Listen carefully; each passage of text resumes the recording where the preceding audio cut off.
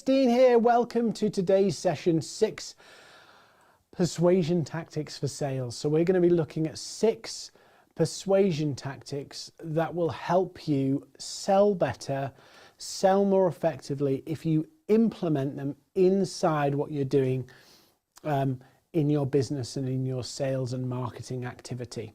So if you're joining us on a social channel, do let us know where you're joining from. This will be a boring session if you don't ask some questions. So we'll have some questions as we go and we'll try and just share them as we go. But if not, we'll cover them at the end. So production team, as you're watching this, collate some of the questions that are coming in so that I can answer them later. So we've come live of just a few minutes. We need to check all the feeds and all the technicalities. There's been a number of glitches getting live on all the different platforms at once. So apologies in advance if you're having any problems. I can see stuff coming into the chat, but because you're commenting on all the different sections, please don't be offended if I don't respond to every question. The other thing is I put our email address on screen, so you should see it somewhere there. And if you need a replay or you want to ask any questions or you want to know more about how to implement these persuasion tactics into what you're doing in your messaging, in your outreach, in your marketing activity, in your content on social media, in any kind of way, you can drop us a line. I'll have to get it right there, and we will send you the replay and the resources. At the end of today's session as well, some of you will go, do you know what? I really want to just hit the ground running. I want to implement this. I want to see it work for me. I want to see it bring in new business, bring in new leads, and create new business sales, clients. Again, it might not be a fit for you, but if you want to, you can email us and say, I'd love to have a free initial strategy call to see how Maverrik can help me implement this into my business, how Maverrik can train me, or how Maverrik can work with me to grow my business, get more clients, and raise those prices so that you get command premium fees. So we're going to crack on with today's session. Any questions, you miss anything, you have to jump out, drop us an email. Let's get it right. Drop us an email. It's on the screen there, and we'll send you all the replays later. Okay, so for today's session, I'm just going to walk through some of the 6 principles of persuasion. I'd love to take the credit that I found all of these, but actually a gentleman called Dr. Robert Cialdini found all of these. He did a lot of work, a lot of study. I highly recommend you buy his books because they're really insightful about understanding the way human beings tick. And principally, all that we are trying to do with our sales and our marketing is convince a human being that they need you. Your job is to convince a human being that they need your service. Your job is to convince a human being that your service, your company, you as an individual, if you're selling your expertise, is the right choice.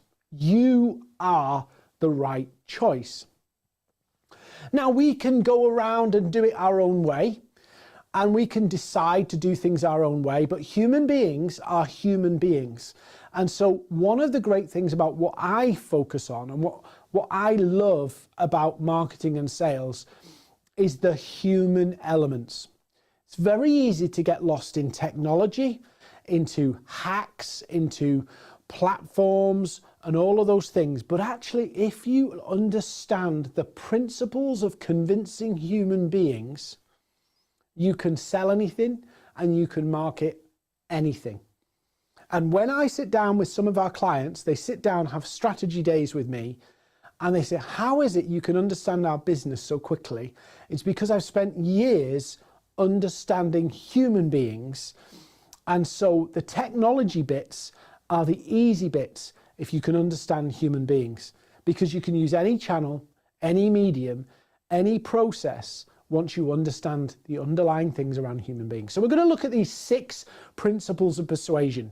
They are the fundamental reasons why people decide to buy. Now, of course, these principles, and again, I recommend you read and buy Dr. Robert Cialdini's book. It's brilliant, absolutely brilliant. But like any principle, like anything about human nature, it can be used for good and it can be used for bad. It can be used to help people and it can be used to manipulate people.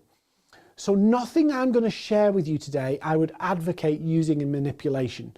And the reason I'm saying this at the front end here is these are powerful, powerful tools that if you get them, if you understand them, and if you adapt them to fit your business, can be incredible, increasing the responsiveness of your marketing and the conversion of your clients and sales.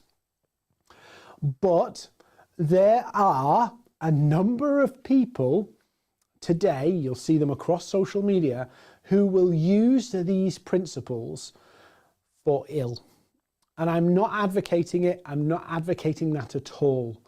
I am assuming when I'm talking about these today that I'm talking to a legitimate business owner with or marketer or salesperson with a product or service that can add value to somebody else's world and that has a deliverable outcome and result that is beneficial to their customers and clients. Okay, so that's the disclaimer done. Yeah, because I wouldn't like this to be used in a misleading way or for manipulative purposes, because I think that's wrong. But I'll tell you the principles because they do work in a healthy way too. So principle number one, and this is something you may already know, but you will maybe never have thought about it in this way. It is the principle of reciprocity. What is the principle of reciprocity? It is that people like to return the favor. People like to do something nice for people who like to do something for them. Sounds really simple, and you're probably going, how does that work in a sales and marketing function? Simply put, people aren't rude to people who are nice to them. People are complimentary for people who are complimentary to them. Reciprocity, the feeling of wanting to return the favor, is something you can deliberately use in your sales and marketing to encourage people to be more responsive to you. So in some of the principles I teach in our accelerator program, we talk about the 7 steps. The 7 steps is highly dependent on the principle of reciprocity to get a prospect to respond to your emails, respond to your outreach in a favorable way, because we take deliberate action to engage that prospect in the week to 2 weeks prior to our outreach to facilitate or to encourage a more responsive and more open engagement. So reciprocity is simply returning the favor. People want to return the favor. Now, the caveat to this is that when people see that you're deliberately doing that, you undermine the principle of reciprocity. So if people can see you're deliberately doing it just to get their attention, then they start to doubt your credibility and don't reciprocate. So how does that work? So when I teach the 7 steps, I encourage people, don't think about engaging your prospect on day 1 and pitching on day 2, because people will see you're just commenting to pitch me, or you're just engaging me to pitch me. What you do is you step back 2 weeks and engage systematically, not every day, because then you look a bit scary, systematically engage over a period of 2 weeks, every other day, every 2 days, whatever that frequency is. And then when you come to outreach with the prospect, you get a more favorable response because you've took the time to add value to their world, to engage with them, to comment on their posts, to share information, useful information. The law of reciprocity is powerful. People don't like to be in debt to somebody else. So adding value to somebody's world, people say don't add value, don't waste time. Content and giving value in content is another way to leverage the law of reciprocity, where you're giving and adding value. You're giving tips that are helpful, so people are more responsive to you. People like to engage back. giving lots of value, engaging prior to outreach is a massively powerful way that you can use the law of reciprocity. So point number 2, or principle number 2, and again, if you want to get the recording of today's session, feel free to drop us an email. I'll try. No, there. I will get that right once. There. If you want to get the replay, or you want to talk to us about how you implement this into your messaging, how you make it work for you, drop us an email. And again, if you have to check out, send us the replay. So principle number 2 is scarcity. Scarcity.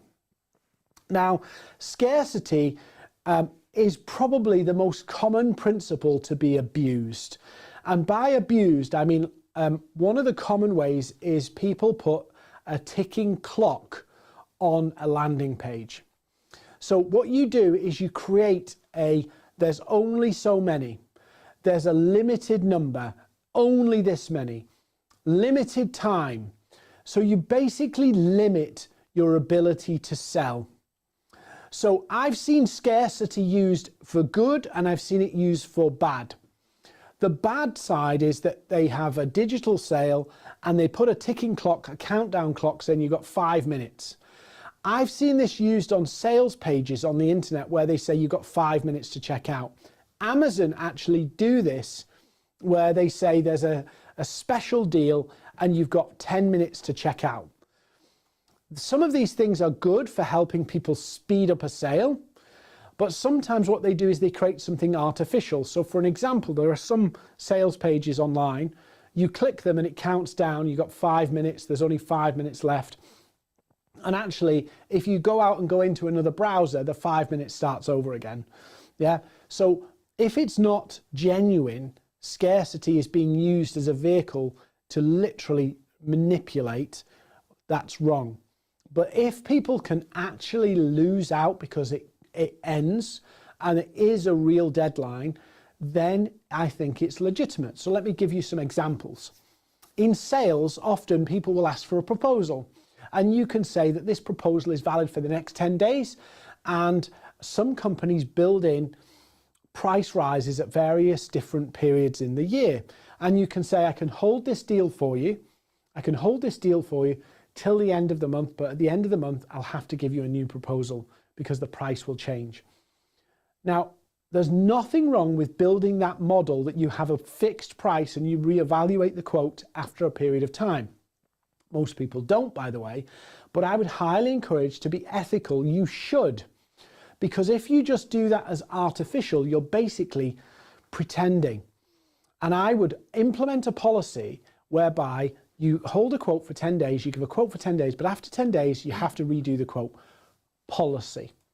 And I've seen lots of big companies implement this successfully, and it encourages decision makers to make a decision within the time frame. It also gives you an opportunity to follow up to say, hey, just so you know, the month's going to close or the month end's going to close and I can't hold this price. This is a legitimate way to do it as long as you're consistent and you see that through. If you have that as a fake mechanism, it's disingenuous. So you can build into your sales process, you can build into your business model ways to limit your ability to sell. So that gives your salespeople an opportunity, but it has to be a real limit. If you're just going to go, oh yeah, we'll let you through at that price, you have to create that difficulty level. One, because you have to act with integrity, but two, because if you don't do that, you're basically making a fake deadline, and it will erode the effectiveness of this whole scarcity project or the scarcity mechanism. So you can do this by time frame, you can do this by volume, you can do it by a price, but you have to in some way limit the way you're selling. So class example, you see this on shopping channels. They say we've only got 50. Yeah, and don't worry, I'm not on a shopping channel tonight. I'm not going to try and sell you anything. but you'll see something up on the screen here when you do shopping channels, and they'll say, oh, we've only got 50 left. Or on some channels, they'll say, actually, the price is going up every time it sells, it gets higher. It's perfectly legitimate if that's your real business model. But these are all mechanisms to bring in a limiting factor on the sale, which encourages people, if I want it, I have to make a decision. I can't just sit on the fence. I have to decide yes or no. So scarcity is a great way to force people to make a choice. And some people will make a choice now and bring forward their decision. And so it helps the salesperson close off a deal. And other people will go, no, I'm not ready for it. But you know, because you fixed a deal in place and you fixed a parameter. Sometimes what happens is we're so afraid of losing a deal, we're so afraid of losing a client, we don't put any limits on it. And when we do that, what happens is we undermine the value of it because we're saying we're flexible to a point where the value's gone. Remember, the reason why a club is exclusive and the reason why certain locations are exclusive is because not everybody can get in. The reason why some restaurants have a huge waiting list is because they've leveraged and tacked into that scarcity. Not everybody can get in here, and that inflates the price and the value and makes it more desirable. The principles are sound as long as you use that. Many businesses are creating a limiting factor on their business to hold their price, make sure their value is seen, but force people to say that this is valuable and therefore I have to get it. Lots of companies do it. If Lamborghini made 500,000 of them a year, their price would come down. Supply and demand. They've limited the demand. They've limited it in some way to hold the demand. And so the price goes up. Simple economics, but scarcity is a method of doing that.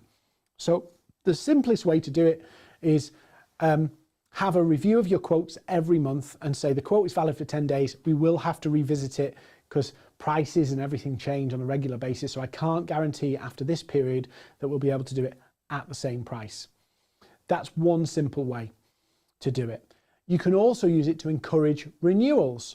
So for an example, if somebody's coming up to a renewal, you can say, hey, look, I can hold you in at the same price if we get your renewal in now. But I know that the price is going to change. And you could say, actually, the policy is if a contract expires, it's always going to be 5% more. But if they renew early, we give them a discount or we give them the same price. This is a common sense way of doing it, but you have to build the system in place so that the messaging about scarcity is backed up by with integrity.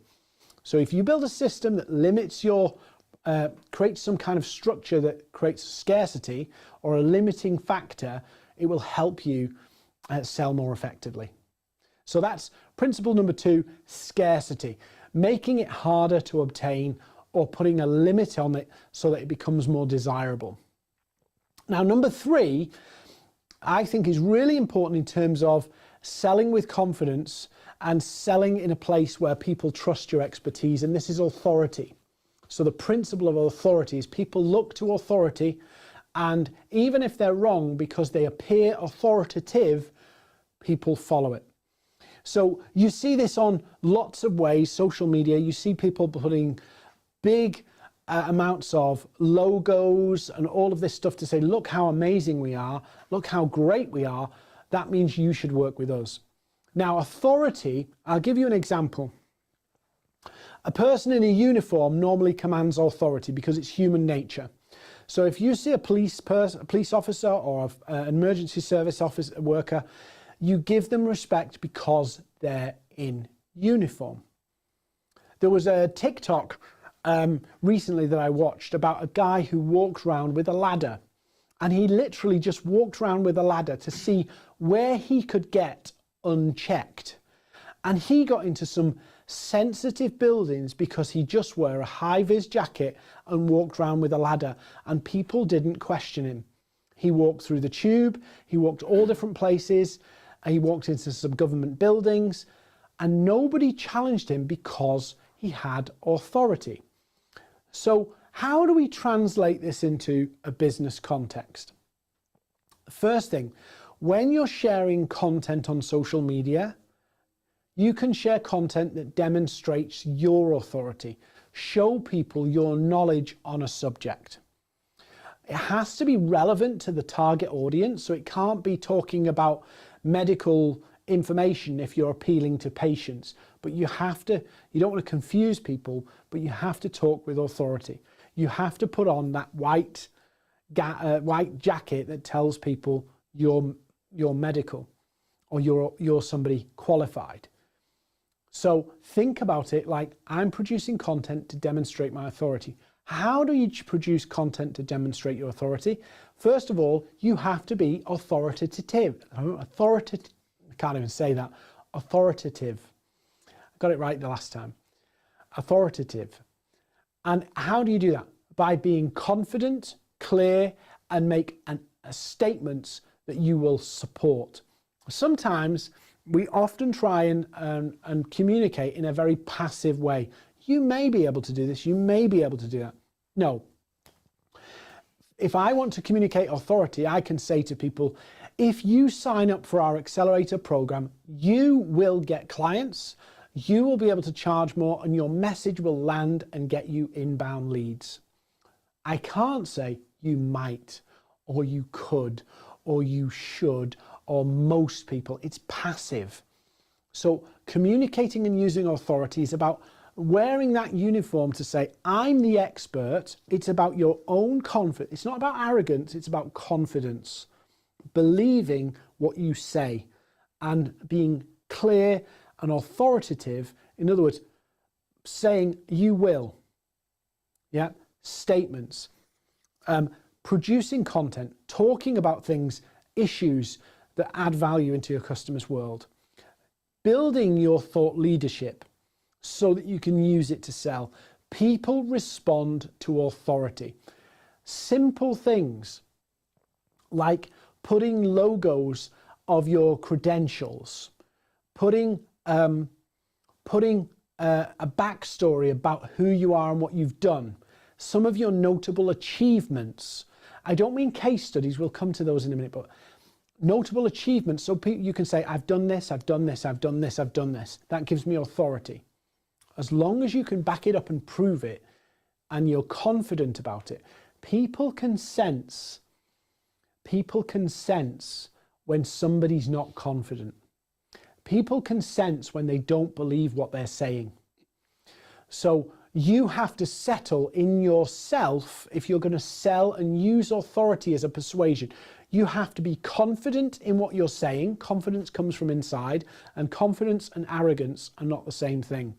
Confidence is when you can back up what you're saying and you know it's true. Arrogance is when you're talking out of your backside. Yeah? Arrogance is inflating beyond what you are. It's compensating for something. Confidence is just being true. So communicating with authority and using authority requires you to be confident. It requires certainty in your language. It requires you to back up and prove to people and say to people without, the simple thing is, if I'm in an interview and I'm talking and somebody asks me a question and they say, so how do you think you can do the job? And I go, well, I've got the experience. I know what I'm doing. I've done it before. Does that fill you with confidence? Let's do it again. I've got the experience to do this role. I've done this role and delivered in this role for my previous company, and I've got results. And I'm more than happy to walk through the results I've delivered. Which comes across more confident? Both people are capable, but one is communicating with authority, one is wearing the uniform, and the other is humble. And just recently, you may not like this, but I found it to be true. And I was having a conversation with somebody about this, and I struggle with this concept, but it's so true. When we try to be humble, what tends to happen is people perceive it as a lack of confidence. People who don't know us will perceive it as a lack of confidence. When we try to be arrogant, people can tell. But when we believe what we say, we can say it confidently and people go, yeah. So communicating with authority is about building that authority around you. It's about the message that you deliver. It's about the way you deliver it. It's about backing it up and making sure your stripes, your achievements, and you're confident in your achievements. Those things all have to be put together so that you can use and leverage authority. The reason, if you ever meet a police officer, and hopefully you don't, but if you ever meet a police officer, my brother-in-law is a police officer. Well, if you ever meet a police officer, they've been trained to authoritatively communicate. And so naturally in conversation, police officers generally have control of a conversation because they lead the conversation, they ask the questions, they drive it.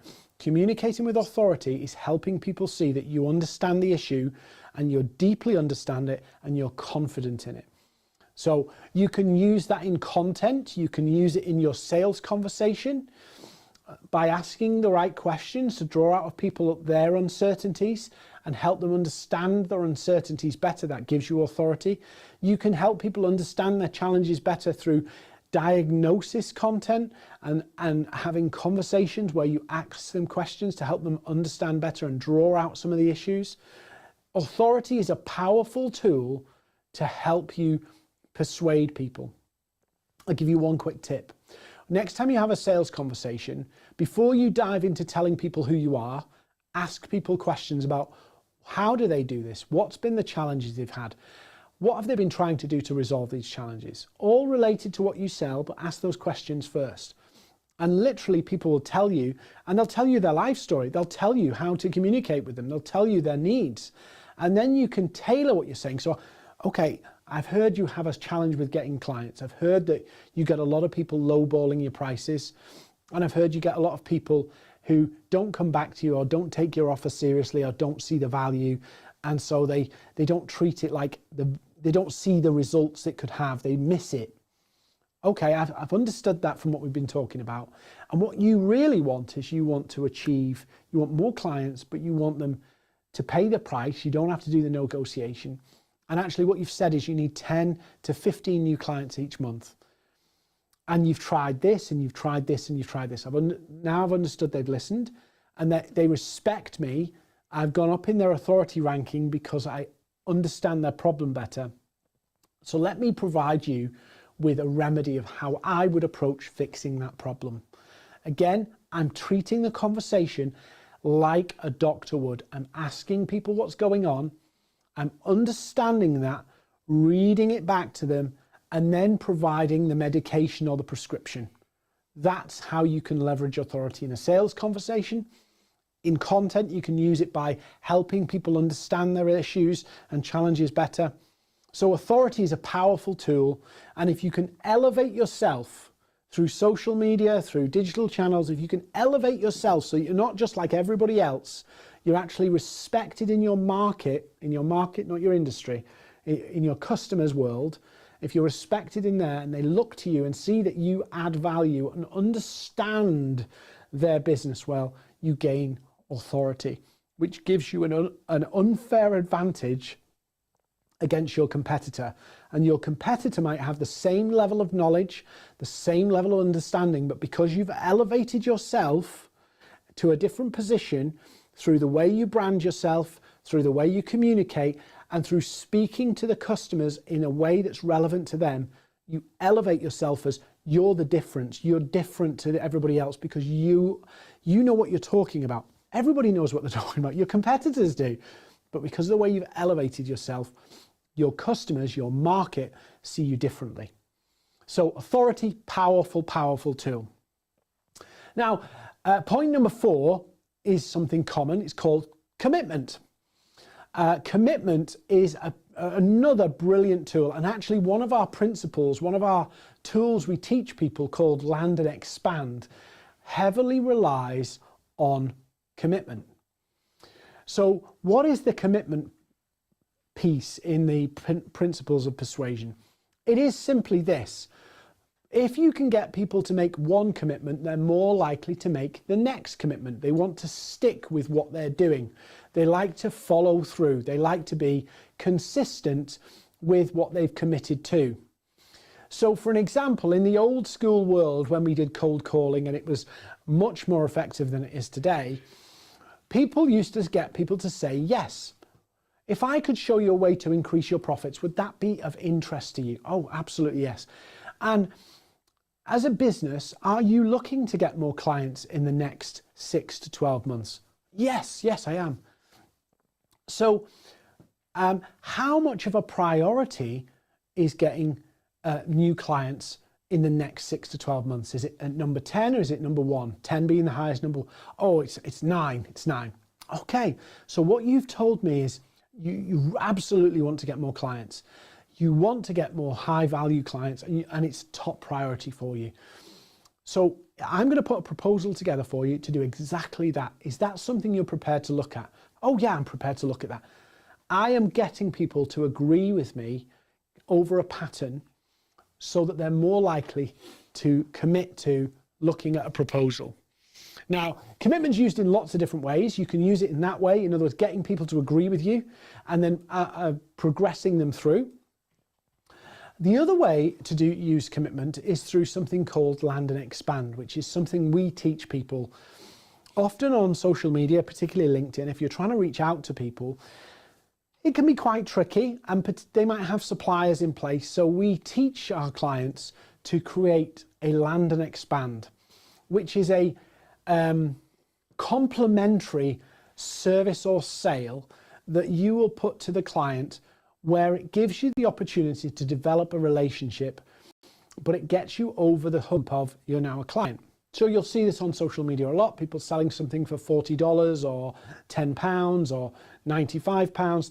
They sell it because it's easier to progress the relationship once they've already committed to you once.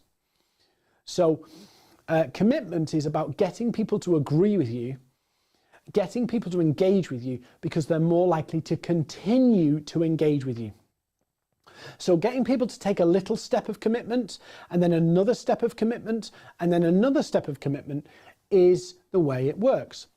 Again, one of the things we teach is called intent thresholds. Intent thresholds.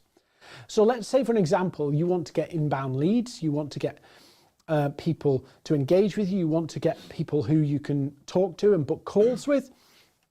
We talk about putting intent thresholds in your content. So you put out posts and you get 500 views, 1,000 views, 10,000 views. It doesn't matter as long as they are the views of the target audience. And then what you do is you put some value out, put some value out, put some value out, and then you place a piece of content with an intent threshold. In other words, for the people to get the real value from this, they have to signal, I need you. And you can do that in a number of different ways. And then what you can do is build that intent threshold. You might have a little one first, then you might have a slightly bigger one, and then you have a bigger one again. And you're literally building a mechanism of commitment, or we would say micro commitments. So it might be the first one is they download something. The second one might be they come to a webinar.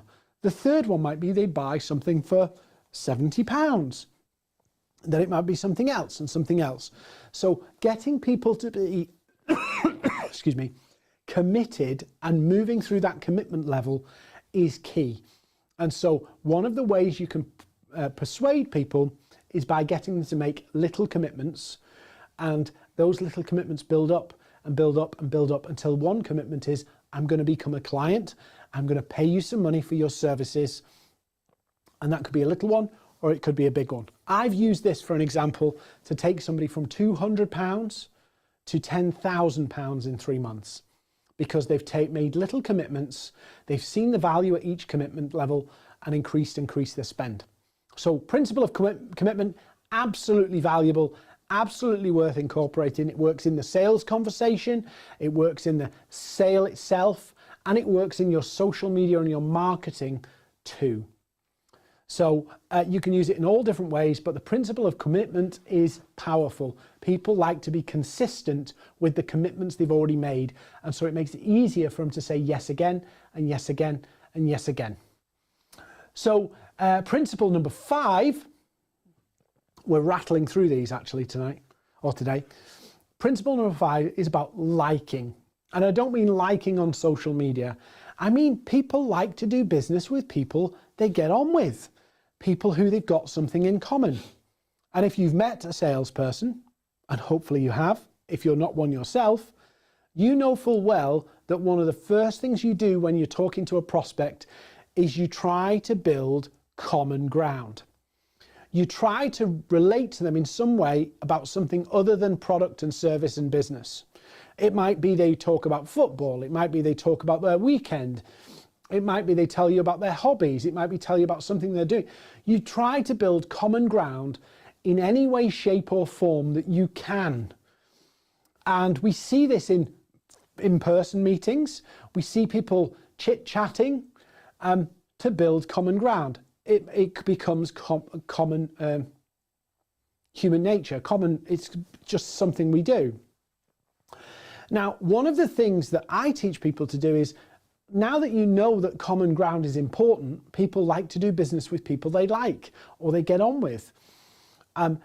You can use that to build common ground before you pitch to your clients. How do you do that?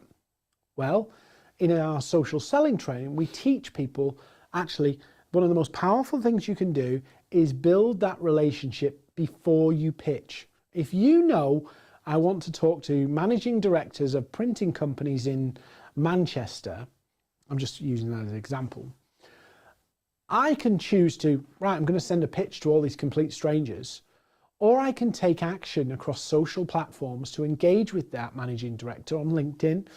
I can share resources through email before I ever pitch. I don't have to say, hey, buy my stuff. I can just build some common ground. You'd be surprised how easy it was. Just before we went live with this, I was on with a group of salespeople, and we literally struck up a conversation by just using the principle of liking. And I don't mean literally just liking. I mean the liking principle of persuasion to actually strike up a conversation. So interacting with prospects to build those relationships is key to unlocking better conversations. So I highly encourage you to do it. Engage, build that rapport. It makes a huge difference. People like to know who they're doing business with, and there has to be common ground. If you think that you can sell just on the logic of your product, you are mistaken. People will choose an inferior product because they get on with the people before they choose a superior product where there's no relationship with the people. It's very rare that a company will go with a solution where there's no likability, relatability versus the inferior solution. Likability is a differentiator. If you're selling in a market which is competitive, likability is everything. Authority and likability are key to differentiating yourself in a competitive market. One elevates you and one relates you to the other people. So they see you as an expert and they see you as somebody you can do business with. Those two things together are powerful. But what a lot of people do is they just pitch and hope that the validity of their product, the amazingness of their product will do the job. When we know in reality, the relationships really do matter. They're key, yet we forget it. Salespeople, brilliant salespeople, are excellent at having those conversations and all of that stuff. But for some reason, when we get to digital, they forget all of that stuff. They forget all of the chit chat, all of the stuff that they do, and just go into, I'm going to sell, sell, sell, sell, sell. When reality, if we do it in person, we know it's not like that at all. It's never like that. Even on a cold call, When people do a cold call, those first few seconds, they're trying to strike up that rapport, to take the coldness out of it, to get that free-flowing conversation. So they'll be chatty and ask some questions to try and just get you engaged, to build a bit of common ground. And that's where liking and likability really is a differentiator. So the final one, and this is a tricky one and an uncomfortable one, because most of us will not like to agree with it, but it is kind of true. And this is the principle of consensus. So the principle of consensus says that most people don't like to go against the crowd. Most people like to follow the crowd. Now, you watching this and me watching this, we don't like to go against, we love to go against the crowd. Me and you love to go against, but everybody else likes to follow the crowd. The reality is, in a lot of ways, in our day-to-day world, we actually follow the crowd. We do what the consensus is doing. There was a study, and you can read this in Dr. Cialdini's book, Influence, where hotels put little cards up in the hotel rooms because they wanted people to reuse their towels. And they put a little card up to say, I can't remember the stat, but it's something like 80% of people reuse their towels, and it saves the hotel this much water and makes the hotel more sustainable. And because they told people other people were doing this, by implication, people felt they should do it too. So the principle of consensus, it feels a bit uncomfortable. We don't like the fact that we do this, but we actually follow what other people are doing. We like to follow the crowd. Not all the time, but a lot of the time we do. And so social proof of other people buying your service who are similar to your target prospect is very persuasive in helping people see that they should do it too. People need to believe that you can do what you say you can do for people like them. So testimonials and case studies of people who match your target audience are powerful. So consensus is just the simple principle of getting people to see other people have done this too, and nobody likes to be the odd one out. We don't mind being the leader, we don't mind to be the front of the crowd, except when it's just us and we're the odd one out. We'll happily lead the charge if we know there's people behind us, but we feel a lot more uncomfortable going solo and lone rangering it. And this may be uncomfortable because I don't like this reality of this. I don't like the truth of this. It's human nature. I like to think of myself as a maverick. I like to think of myself as somebody who does his own thing. And a lot of the times I do. And some of the times I go, they're doing that. Maybe I should do that. That's how we work. That's how humans work. So consensus, again, is a powerful tool. And the key with these whole 6 is not to just go, we're going to do this. It's actually to mix a bit of them all together, to mix a bit of engagement and reciprocity, to put a little bit of scarcity in there, to elevate yourself with authority, to get people to make micro commitments, as we would call it, intent thresholds, to build that likability and to show people some consensus so they can say, this is a good decision because other people are doing the same thing. Yeah, real simple. Our whole economy works on confidence. We've seen how confidence can be undermined because other people are not stopping doing something, so maybe we should. In 2008, when we had the banking crisis, we saw people queuing up to take their money. Despite the government guaranteeing the money, people queued up to get their money because other people were doing it. When we had the petrol and fuel shortages, I can't remember what it was now, maybe 6 months ago, something like that. What did we see? The government saying there was lots of fuel available, and as long as we were all cautious, there would be ample fuel and there would be no shortages. Yet some people panic bought, and then other people panic bought because other people were panicked. So the crowd sometimes creates a crowd. Consensus is a powerful tool.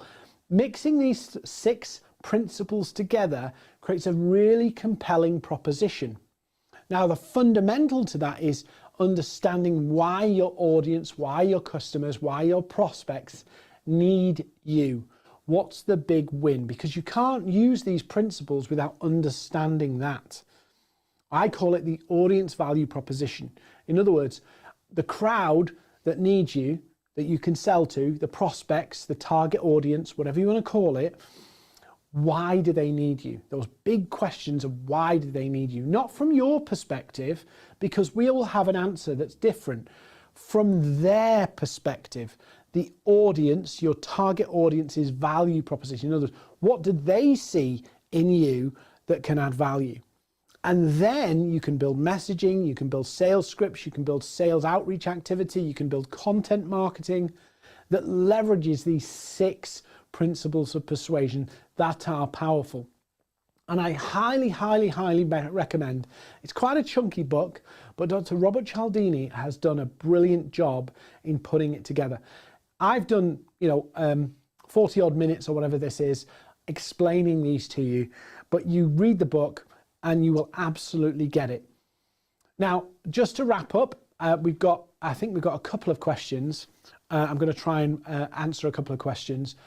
If you want the recording of this session today, if you'd like to have a chat with our team about, okay, how do I build that audience value proposition? How do I build that compelling message?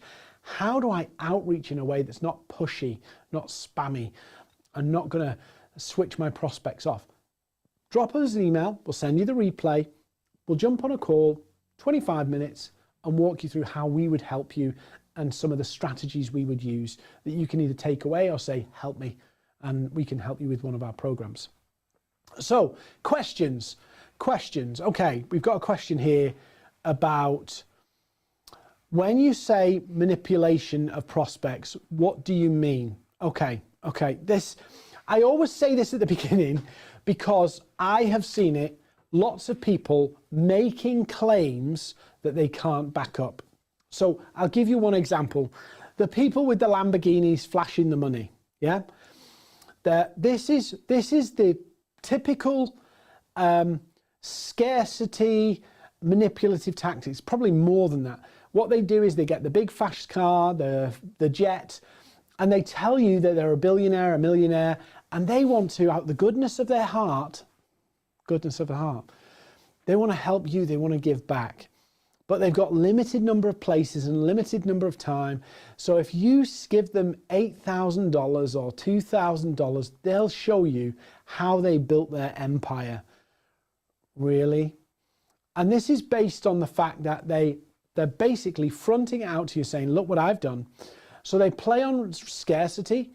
They play on the consensus. In other words, lots of people are making this decision like I've done, but maybe you haven't. So they manipulate in ways that I think are immoral. I think a lot of them are telling fibs. I've seen the behind the scenes of some of these people. They're not making any money, but they front it out with a marketing spin that is really wrong.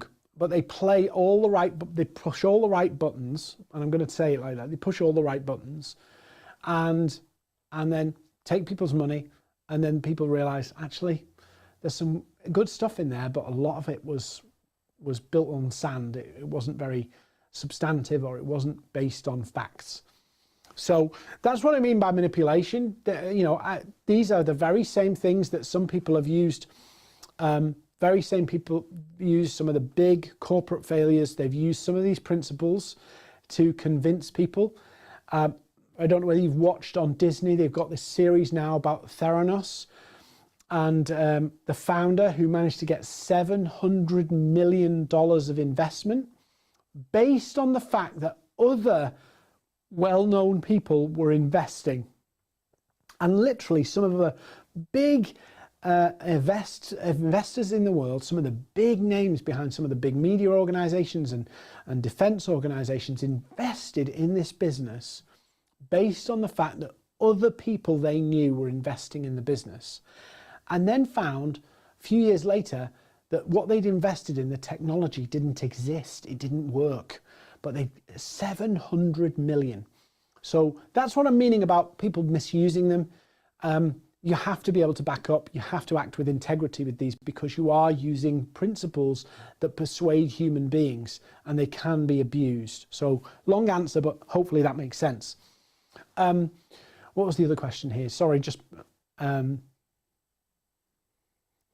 you give me another example of how you develop authority? Okay, how would you develop authority? So authority, let's just pin down what authority means. Is somebody sees you as an elevated position, as an expert, somebody who knows more than they do, somebody who could answer their questions, somebody who knows a bit more than them. Yeah, so that's what an authority figure is. Somebody who they commands respect because of their knowledge, their influence, all of those things. That's where we call a thought leader. That's where we call a industry expert. That's where we call an influencer. Yeah, influencer. In other words, people listen to them because they are in an elevated position. Now, I'm not using the police or legal authorities or anything like that, because for most of us that doesn't make any sense. But what I'm saying is we position ourselves as an expert. Number one, you can't position yourself as an expert by saying you're an expert. You can't position yourself as an influencer unless, well, if you do and you need to, you're probably not. It's about people recognizing for themselves that you know a lot and you have value that they don't have. So how do you do that? The first thing is, if you're going to do that, that's something people discover. You can't tell people you're an expert. You know, despite what people do, I see this on LinkedIn. I'm a LinkedIn influencer. And it's like, ooh. It's like, you don't say that about yourself. That's what people say about you. If you, oh, I'm a investor influencer, I'm a personal finance influencer. That's something people recognize. It's not a title. So our job to create authority is to elevate ourselves by producing material, information that enlightens your audience. Information that enlightens. So that means you help people understand something a bit better. Not a huge better. You're not giving people an academic degree. You're just trying to help people understand and raise their level of understanding about their situation, their challenges, their goals, their dreams, whatever it is that they're pursuing related to the services that you provide. You're just trying to elevate their knowledge, and by doing that, you gain the credit of helping them understand it. The biggest, if you think about it in your own life, the people who you remember the most are the people who helped you understand something better. The people who helped you through something. Yeah? Whether that be something personal, whether it be educational, it's the people who opened your eyes to something new or helped you see something in a different way. They're the people who you remember. They're the people who you elevate. They're the people who you follow. They're the people who you subscribe to. So your job is not to provide information, it's to enlighten, to help people see things in a different way or see things a little bit more clearly. I call it diagnostic content. And if you can do that, even if it's just a smidgen of enlightenment, it goes a long way in elevating your authority. Authority is something that people accept from you, but they choose to accept it. You can't bestow it on people. We're not, unless you're a ruthless dictator, you can't command authority. You have to create authority. And that's by enlightening other people, and they choose to elevate you in their own minds. Have we got any more questions? Okay, how does this work in a B2B environment? Can you use these in marketing? Yes, the answer is yes. You may use them in a slightly different way. You might not have a sale in the same way. You might not. But the example I gave you about the scarcity and having a price fixed for a particular period and sticking to the fact that the policy is after that period you re-quote it. That forces a deadline on people. And as long as you stick to that, you are acting with integrity, because it's the way your company works. It's policy. Having the renewal process where you offer people a renewal incentive to renew early for the next year versus in the coming year, it will actually be at a different price. That's a good way of doing it. Limiting the number of clients you work with. Some of you are providing expertise. So you're a coach, you're a consultant, you're a graphic designer, all of those things. You can actually, it's scary to do because you might worry about it, but you can actually say, I only work with 10 clients a year. And as such, the price inflates. Now, some of you will be afraid of, oh, if I do that, I might not get any clients. And I might what if I limit myself and I don't get any clients, or I have to discount? That's a scarcity mentality. Actually, if you position yourself right, you can say you only have 15 clients that you work with on a one-to-one basis.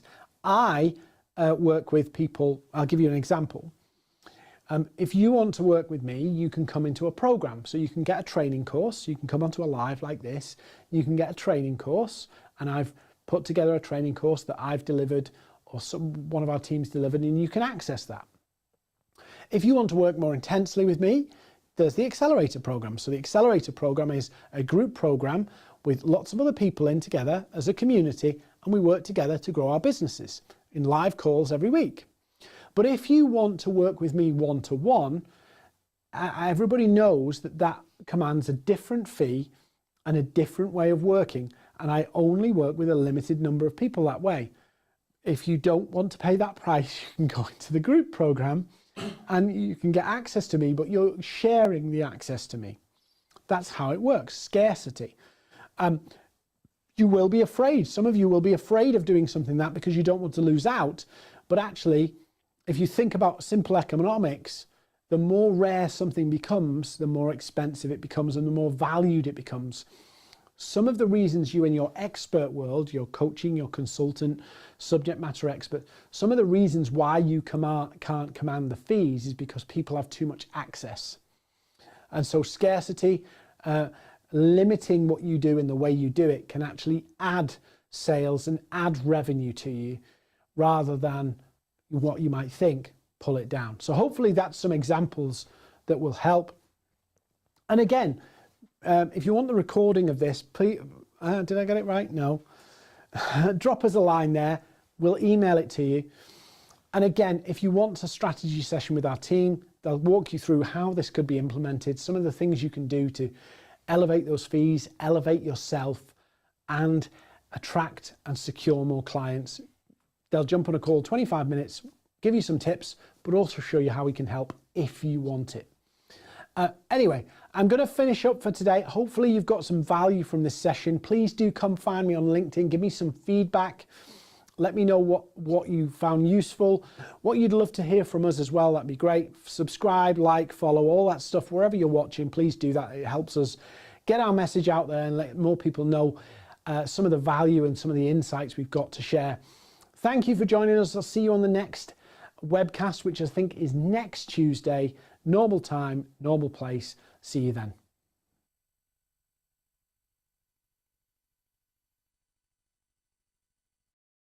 Past year, Maverrik has helped generate more than 15 million in new business. The biggest reason for this is our 90-day training and implementation platform we call the Accelerator program, where we teach your team to sell on social media with an implement-as-you-go strategy. It's not a pre-recorded course, it's hands-on sales training that develops and grows with you, with 90 days of real action that generates business and long-term revenue. So who is it for? This program is for entrepreneurs, marketing and sales professionals who want to sell without ads, cold calling or pushy tactics. A better way of selling with real steps to take which speeds up your sales process without burning any bridges. These are just a few examples of results our members have achieved using the Accelerator. As you can see, the Accelerator isn't about quick wins, it's about building a better sales process. If you'd like to learn more, just book a call with the Maverrik team and we'll show you how the Accelerator program can win you new business.